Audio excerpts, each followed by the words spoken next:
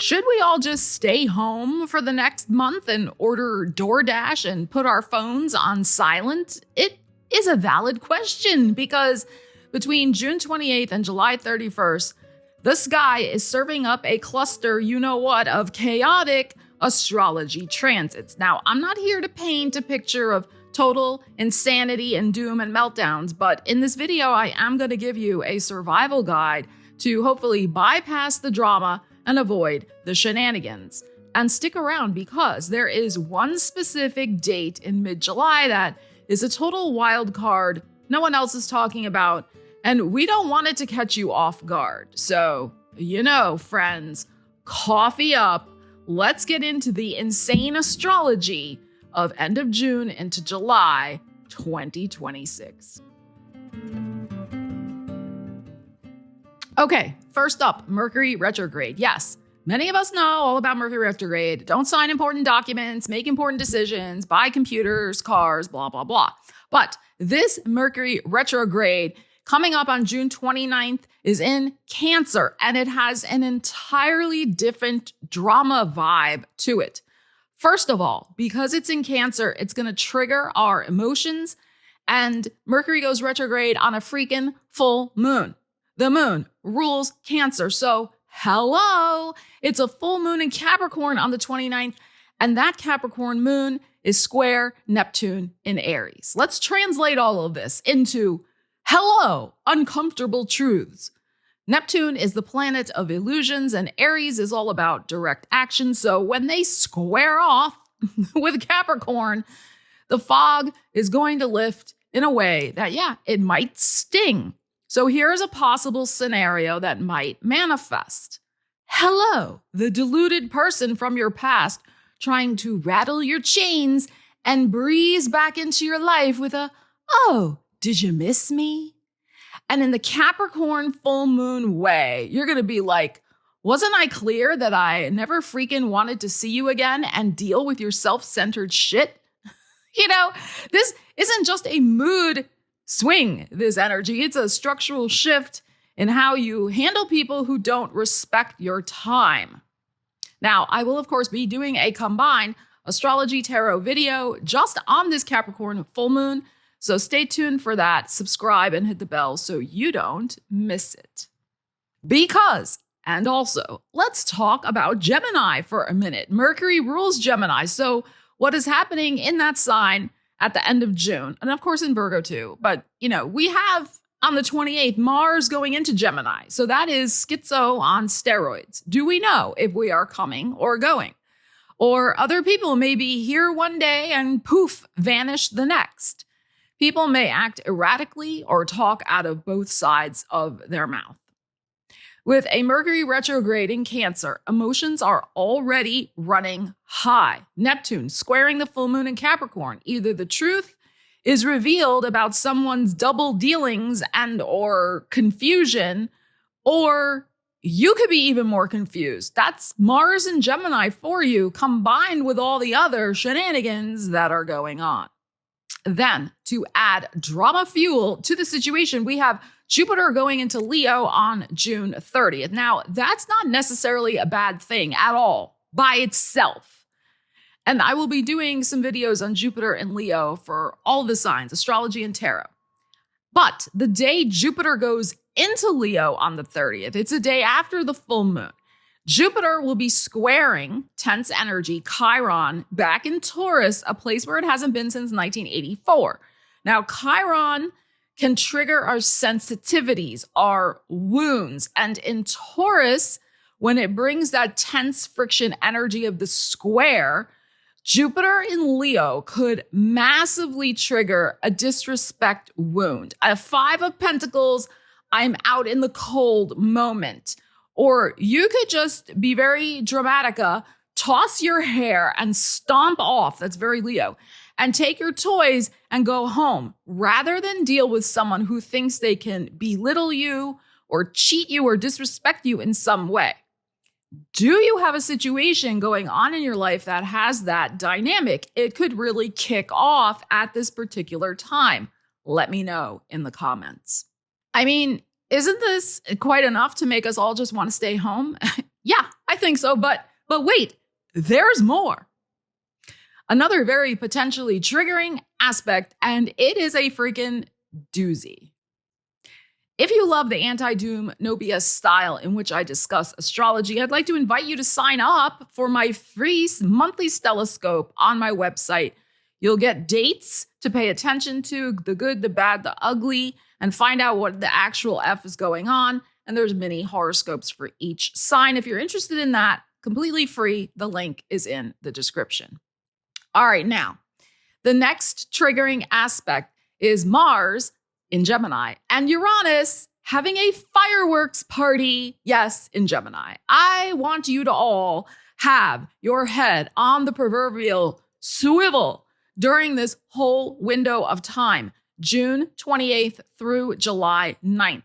Mars and Uranus will conjunct together on July 4th. So the fireworks metaphor is very fitting. That is the United States' 250th independence celebration. Now, I'm not saying you shouldn't enjoy celebrating the holiday. Of course not. Just freaking pay attention. Maybe the only thing that will be kicking off is the fireworks in the sky, and that is handled by the professionals. Absolutely, though, just be a little extra cautious during this time. Do not be playing around, taking risks, and thinking that you're invincible, because Mars conjunct Uranus is the energy of unexpected situations like accidents, shocks, and arguments that escalate suddenly out of control. And I do not say this to doom or fearmonger. It is about awareness. Chill the F out, dial down the drama, which is a reminder again with Jupiter and Leo.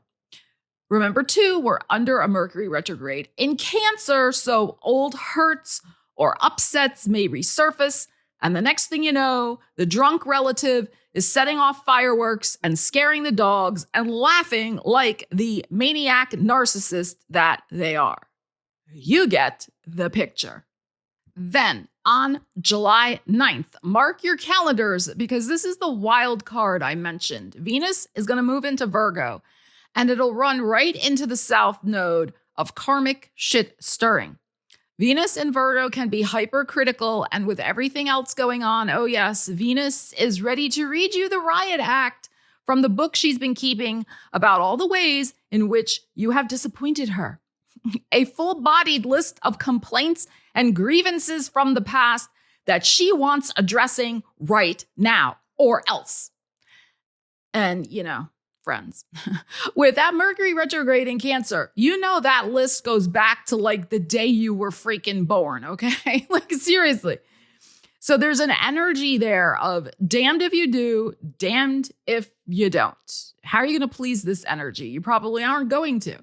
Who might be bringing that Venus and Virgo energy into your life? Pay attention to that trigger. When the riot act starts, figuratively speaking, remember that a conversation with this person may be absolutely futile. The best thing you could do probably is to just walk away. Then the new moon in Cancer on July 14th is conjunct together with Mercury retrograde. There's a Pluto in Aquarius square to Chiron in Taurus, and a wide square from Saturn in Aries to the new moon in Cancer. Translation: that's a lot of intense energy triggering shit from the past. If new moons are about setting intentions, then to me, this new moon is saying, set an intention to clean up your connections. You might want to steady your emotions by declaring your independence from toxic shit stirrers, drama queens, and just old conversations that go round and around and around, and nobody's ever making peace or a decision or simply agreeing to disagree. So you see, the next month or so is a cosmic sky full of triggering stuff. All right, so Mercury goes direct on July 23rd.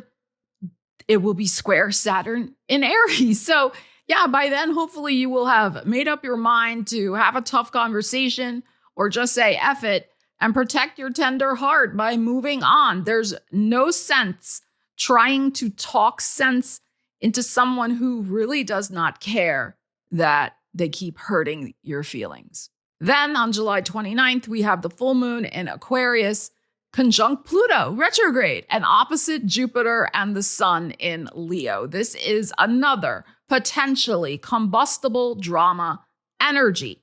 But let's remember that when two planets are opposite one another in the sky, this is energy that needs to be balanced. You don't want one going off the rails over the other. It's got to be balanced. So Pluto retrograde is saying with this full moon in Aquarius, re-examine wherever you have Aquarius in your natal chart and what you need to clean up, detox, transform. And the Jupiter in the Leo conjunct the sun is saying, can I set aside my ego for just one moment and look at how admitting that something isn't working can actually be a powerful catalyst for change?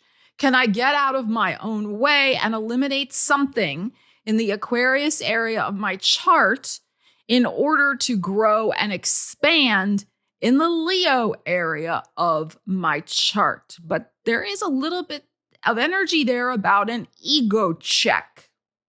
That is a lot of intense energy over the next month, my friends. And as always, if you would like me to take a look at your personal chart and transits and give you insights into what the heck is going on, you can always book a personal reading with me. The link is in the description. And if you made it this far in the video, type a fireworks emoji for me.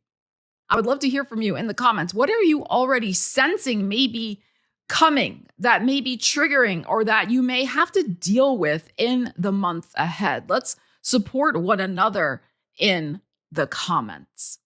Thank you so much for joining me today. And if you got value out of this video, want to give it a thumbs up, a hype, a share, doing so really helps out my channel. It gets the messages out to more people who could use them. And you know what? I think a lot of people are going to need these messages over the next month.